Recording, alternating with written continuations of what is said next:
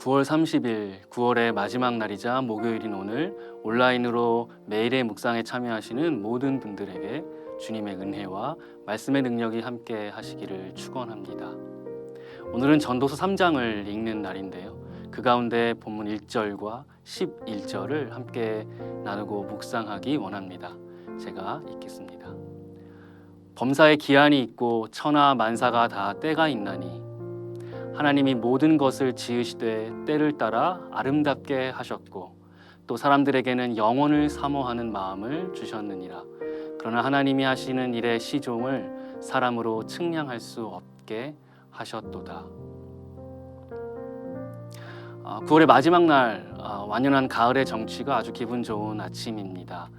보통 가을은 열매를 맺고 또 추수하는 계절이라고 하지요.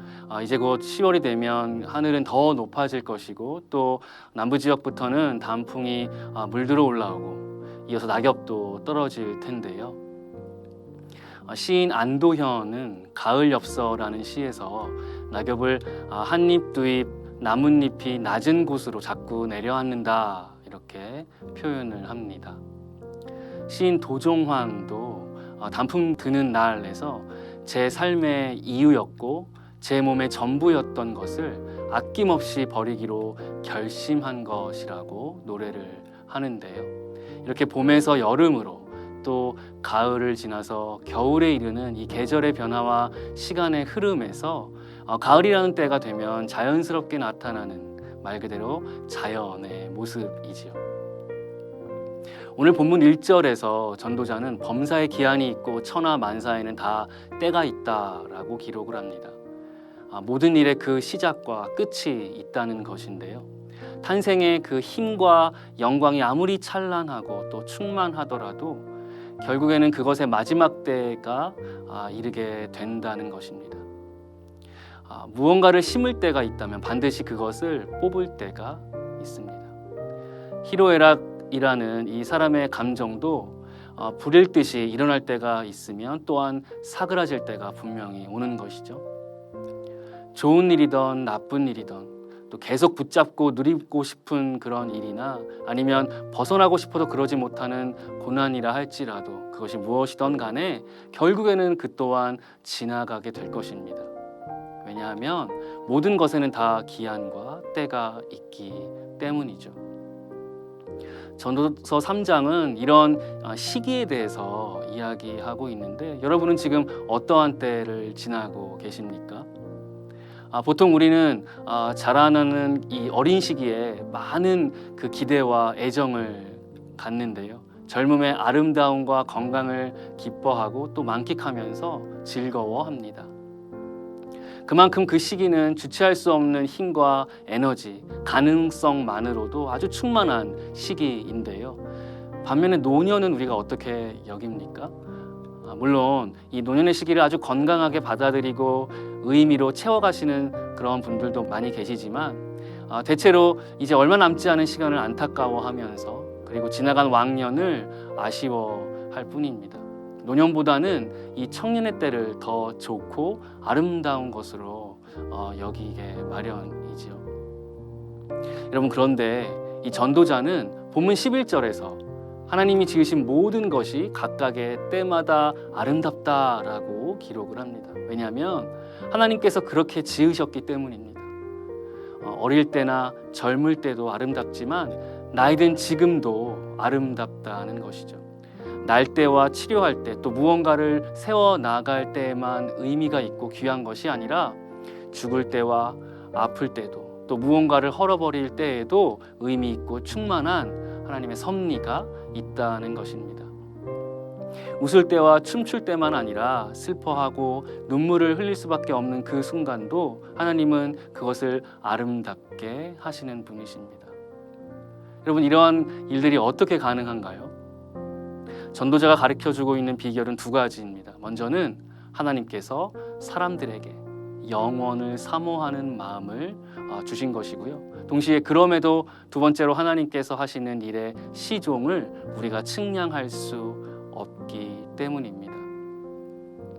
영혼을 사모하는 마음과 일의 시작과 마침을 알 수 없는 이 한계가 어떻게 모든 시기를 아름답게 할 수 있는가? 바로 하나님께서 우리로 하여금 힐끗 어렴풋이 맛보고 사모하게 하신 그 영원에 비하면 오늘 이 땅에서 경험하고 누리는 우리의 젊음이란 너무나 보잘것없는 찰나일 뿐이죠. 더구나 그 시종을 알 수 없다면 젊음은 더 귀하고 아름답지만 동시에 겸손할 수밖에 없지 않겠습니까? 마찬가지로 이 나이듦과 영혼을 연결해 보자면 우리는 나이가 들수록 이 땅의 그 기한과는 비견할 수 없는 그 영혼에 더 가까워지고 또 사모하면서 그만큼 받아들일 수 있는 그러한 나이가 되는 것이죠. 사람이 아무리 작은 일이라도 그 시종을 측량할 수 없다는 그 귀한 통찰도 젊었을 때보다 나이가 들면서 체험적으로 알아가게 됩니다. 이 사실만으로도 나이듦 자체가 아름다운 이유가 될 수 있는 것이죠. 사도 바울은 궁핍할 때와 풍족할 때에 대해서 빌립보서 4장 11절로 13절에서 이렇게 기록을 하고 있습니다. 내가 궁핍함으로 말하는 것이 아니니라. 어떠한 형편에든지 나는 자족하기를 배웠노니 나는 비천에 처할 줄도 알고 풍부에 처할 줄도 알아. 모든 일 곧 배부름과 배고픔과 풍부와 궁핍해도 처할 줄 아는 일체의 비결을 배웠노라. 내게 능력 주시는 자 안에서 내가 모든 것을 할 수 있느니라.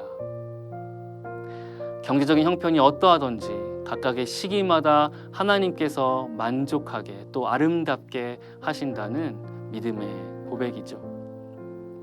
하나님께서 이렇게 모든 때를 아름답게 하신다면 우리는 어떻게 살아야 할까요?